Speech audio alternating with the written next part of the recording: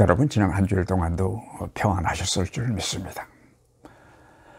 교회 계통에서 주관하는 국제회의가 있었다고 합니다. 전체 회의가 있은 다음에 조금 진지한 심층 토의를 위하여서 몇 개 소위원회로 나누어서 회의가 진행되었습니다.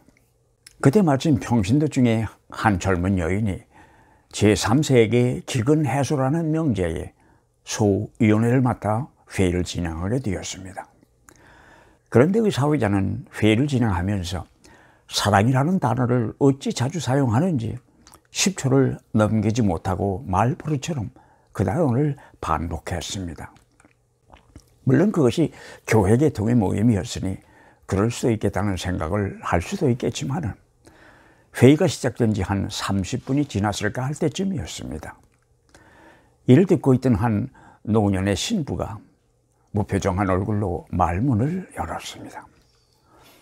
자기는 지금까지 그 사랑이라는 것에 진정한 의미를 깨닫고 이를 삶 속에 옮겨보려고 평생 노력해 보았지만 주님 뵙기에 아직도 부끄러운 마음뿐인데 사회자인 젊은이는 그 사랑이라는 단어를 그렇게도 쉽게 말할 수 있으니 무슨 특별한 비결이라도 있느냐고 했습니다. 그러면서 자기는 나이가 들면서 그 사랑이라는 단어에 자신이 없어졌다고 했습니다. 그때 장례는 갑자기 조용하다 못해서 시간마저 멈춘 것 같았습니다. 그러나 반면에 변하고 있는 것은 홍당무가 되다시피 한 사회자의 얼굴뿐이었습니다. 기독교를 흔히들 사랑의 종교라고 합니다. 예수께서 우리를 사랑하신 것처럼 우리도 서로 사랑하라고 하신 것은 그를 따르는 모든 사람들을 향한 예수님의 명령입니다. 사랑이 바로 기독교의 핵심을 이루고 있으며 예수 가르침의 핵심이 되고 있습니다. 그렇다면 예수께서 말씀하시는 그 사랑이라는 것은 어떤 것입니까? 이것은 오늘 예수를 믿는 사람들만이 갖는 질문은 아닐 것입니다. 인류의 역사를 통하여서 수많은 사람들이 이 질문을 앞에 놓고 진지하게 생각했던 주제였습니다. 어떤 사람들은 사랑이라는 것을 아가페적 사랑이니 에로스적 사랑이니 하면서 사랑을 학문적으로 분류하기도 합니다. 그러나 이와 같은 학자들의 신학적인 연구가 우리의 일상생활에 직접적으로 대단한 도움을 주는 것 같지는 않습니다.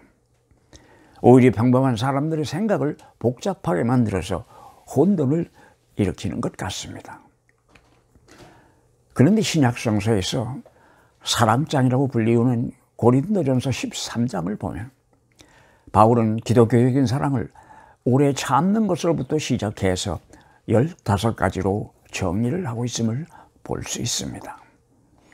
그런데 여기서 흥미있는 것은 그 15가지 중 7가지는 긍정적인 표현으로 설명이 되어 있지만 나머지 8가지는 무엇을 하지 않으며 라는 부정문의 형식을 택하고 있는 것입니다. 이 고린도전서 13장은 길이는 짧지만 몇 번을 되풀이해서 읽어보아도 그렇게 아름다울 수가 없는 문장이라는 생각이 듭니다. 나는 성경의 이 부분을 읽을 때마다 찬란한 색깔의 광채를 바라고 있는 투명한 보석을 바라보고 있다는 생각에 빠지고는 합니다. 그런데 얼마 전에는 그렇게도 즐겁게 읽고 또 읽던 그 구절을 펴들기가 두렵게 되었습니다. 하루는 밤늦게 이 고린도전서 13장을 읽고 있을 때 내 마음이 예수님의 음성을 듣는 것 같다는 경험을 하게 된 후부터였습니다. 이미 전한 사람아, 읽는 것이야 유치원에 다니는 아이들도 한글만 깨우시면 다 할 수 있어. 바울이 말하는 내 사랑 이야기는 읽는 것으로 끝난다면 자네와 나는 아무 상관도 없다네. 이러한 경험이 있은 후로는 그 부분의 성경책을 펴드는 것 자체가 두렵게 되었습니다. 그래서 나는 마침내 그 사랑장이 있는 페이지에 불을 발라버리고 말았습니다. 그래서 내가 아끼고 읽는 성경책에는 278페이지와 279페이지가 없습니다. 어떻게 보면 내가 한 짓이 마치 사냥꾼에게 쫓기다가 지쳐버린 꽁이라는 녀석이 더 이상은 도망갈 기력도 없고 다급하니까 가랑잎 속에 머리만 파묻고 있는 꼴이나 마찬가지 같지만 말입니다. 사랑이 위대하다는 것을 모르는 사람은 없습니다. 그렇게 살아보려고 애써본 사람이라면 다 경험해본 일이 아니겠습니까? 그렇다면 어떻게 해야 합니까? 그렇다고 예수를 믿는다면서 그것을 포기할 수야 없지 않습니까? 그렇게 된다면 예수와 내가 아무런 상관이 없게 되어버릴 테이니 말입니다. 그런 생각을 하다가 나는 어릴 때 일을 하나 생각해냈습니다. 나는 초등학교 다닐 때 학교에서 돌아오면 내 또래 그때 아이들이 다 그랬듯이 대문을 들어서자마자 어머니를 불러 제키는 버릇이 있었습니다. 그러나 때로는 집에 아무도 없고 앞문은 잠겨 있어서 집 안으로 들어갈 수가 없는 때가 있었습니다. 그럴 때면 우리 어머님께서는 뒷문 중에 하나를 어디인가 열어두시는 것을 알기 때문에 집 뒤로 돌아가서 그 문을 열고는 집 안으로 들어가고는 했던 기억이 납니다.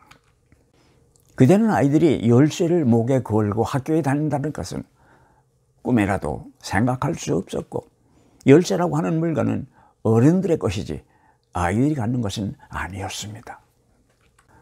나는 이런 생각을 하면서 예수 사랑의 앞문이 그렇게도 어려운 것이라면 나같이 부족한 사람을 위하여 하나님께서 열어두신 뒷문이 그 어디인가 있지 않을까 하는 생각을 하게 되었습니다. 예수 사랑의 생활이 그렇게도 어려운 것이라면 사랑의 반대라고 할 수 있는 미움은 어떻습니까? 미워하지 않는다고 하는 것은 사랑할 수 있는 필수 조건입니다. 그것이 사람이건 물건이건 같은 대상을 사랑하면서 동시에 미워할 수는 없기 때문입니다. 그러니 예수 사랑을 배우려면 미워하지 않는 것부터 배워야 합니다.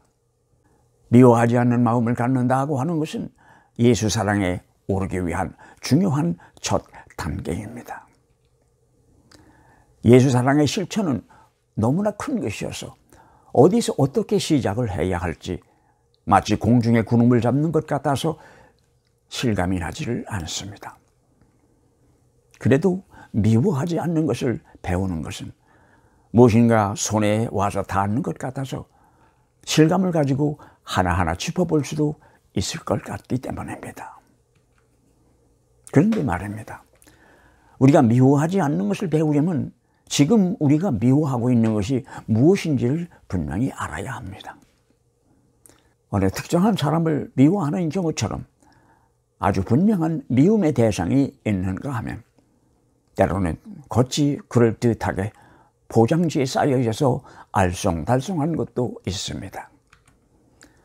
말하자면 갑이라는 사람이 좋은 새 차를 샀다고 합시다. 그때 우리 그 갑의 새 차가 자기 차보다 좋아 보이니 세민합니다.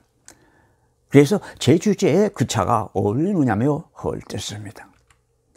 얼핏 보기에 미워하는 것과는 아무런 상관이 없는 것처럼 보이지만 실상 을이 바라는 것은 무엇입니까?